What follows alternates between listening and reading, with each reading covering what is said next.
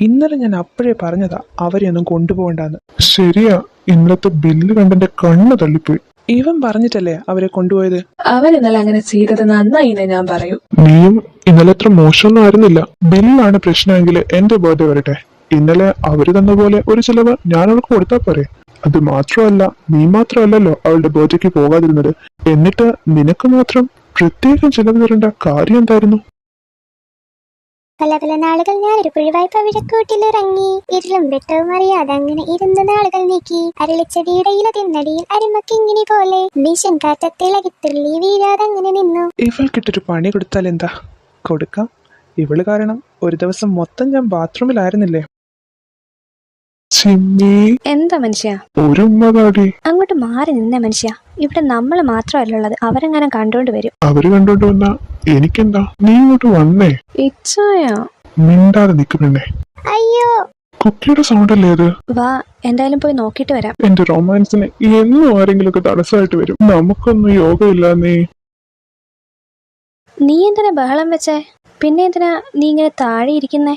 ഇരുന്നതല്ല, വീണതാ. വീഴാനോ? എങ്ങനെ വീണു? നിനക്ക് നോക്കി നടന്നൂടെ? ഇവിടെ ആരോ എണ്ണ ഒഴിച്ചിട്ടുണ്ടായിരുന്നു, ഞാൻ അതിൽ തന്നെയാ വീണേ. എണ്ണയോ? ഇവിടെ എണ്ണ എങ്ങനെ വരാനാ? എണ്ണയാണോ? അത് ഞാനാ ഒഴിച്ചേ.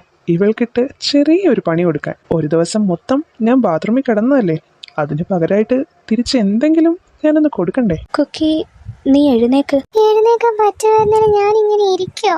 അപ്പൊ തന്നെ ഞാൻ എഴുന്നേക്കില്ലേ? ഞാൻ പിടിക്കാം, നീ പതുക്കെ എഴുന്നേക്ക്.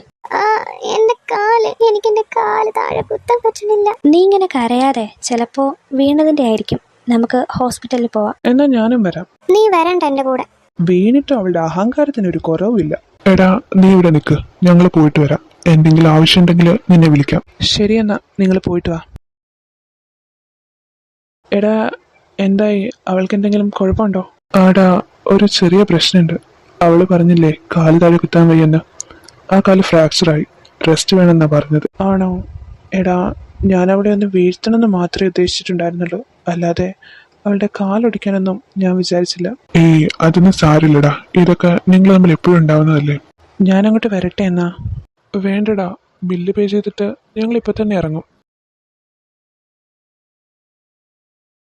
പതുക്കെ വാ. ഞാൻ റൂമിലോട്ടാക്കാം. എന്നെ താഴെ ഇറക്കടാ. മിണ്ടാതിരിയടി അവിടെ. ഇച്ഛായ, ഞാൻ കണ്ടത് തന്നെയല്ലേ നിങ്ങളും കണ്ടത്? അതെ, ഇനി എന്തൊക്കെ സംഭവിക്കുമെന്ന് ദൈവത്തിനറിയാം. എന്തിനാണ് നീ എന്നെ എടുത്തേ? എടുക്കണം തോന്നി, അതുകൊണ്ട് എടുത്തു. എന്നെ എടുക്കാൻ നീ എന്റെ ആരാ? ഞാൻ നിന്റെ ആരാന്ന് നിനക്കറിയണോ? വേണ്ട, നീ അങ്ങോട്ട് മാറി നിന്നേ.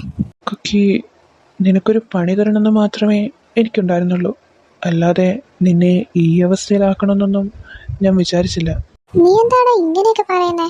ഞാൻ ചെയ്തതിന് പകരമായിട്ട് നീ ചെയ്തതായിട്ട് മാത്രമേ ഞാൻ നിന്നെ കണ്ടിട്ടുള്ളൂ. നിന്നെ ഇങ്ങനെ കാണുന്നതിലും എനിക്കിഷ്ടം ഉരുളക്കുപ്പേരി പോലെ മറുപടി പറയുന്ന നിന്നെയാ. സത്യം പറയാലോ, ദിവസവും ഒരു തവണയെങ്കിലും നിന്നോട് വഴക്കിട്ടില്ലെങ്കിൽ അന്നത്തെ ദിവസം എനിക്ക് ഉറക്കം വരില്ല. നീ റെസ്റ്റ് എടുക്ക്. എന്തെങ്കിലും ആവശ്യമുണ്ടെങ്കിൽ എന്നെ വിളിക്ക്. നീ കോളേജിൽ വരുന്നില്ലേ? ഇല്ല, നിങ്ങൾ പൊക്കോ. ഞാൻ വന്നു കഴിഞ്ഞാൽ കുക്കി ആര് നോക്കും? അതിനല്ലേ ഞാൻ. പിന്നെ ടൂറ് പോയ മമ്മിയും പപ്പയും ഒക്കെ 2 ദിവസം കഴിയുമ്പോൾ വരും.